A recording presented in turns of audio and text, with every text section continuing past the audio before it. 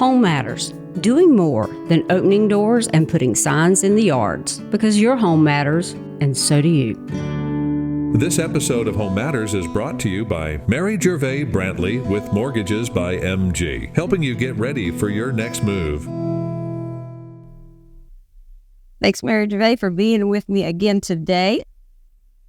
I want to ask you a question to help simplify things for everybody, really, including myself.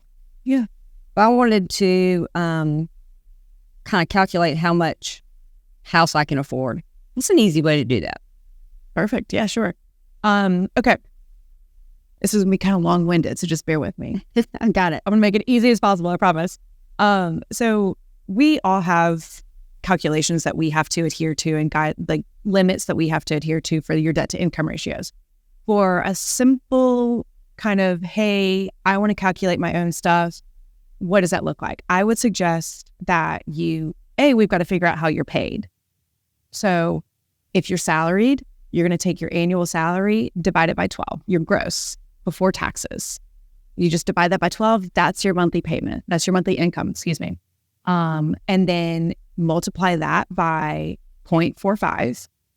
And then that'll give you what your total, what we call a back end debt ratio. So your back end would be your future housing payment, your future mortgage payment, your car payment, your credit card payments, your student loan payments, any personal loan payments.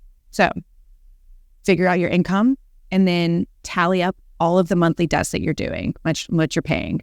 Go through your credit card statements, go through your bank statements, and calculate what are you paying what are you obligated to pay a monthly debt obligation.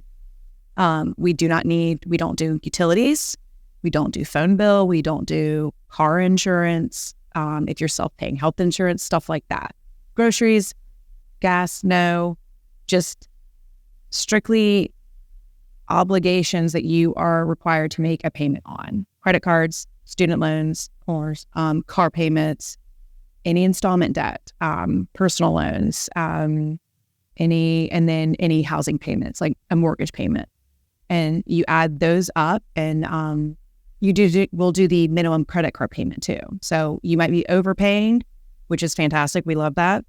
But what is the minimum required payment for that credit card? Jot that down. You add all those up. And then, so if we've got 45% of your gross monthly income, and then you've got your monthly liability payments. And then that typically the remainder of that you should be able to withstand as a mortgage payment. So let's say, let's say your monthly income is $5,000. That's your gross monthly income. We'll times that by 0.45. That leaves $2,250. And let's say all of your outstanding monthly obligations are $500. So we back out $500. Hypothetically, you should be able to withstand a mortgage payment of about $1,750. Yeah. Yeah. That's how we do that for salaried people. Let's go shopping. Let's go shopping. That sounds great. That is a pretty easy way. Makes sense. Yeah. Makes a lot of sense. Yeah, it helps. Thanks. Absolutely. For sure.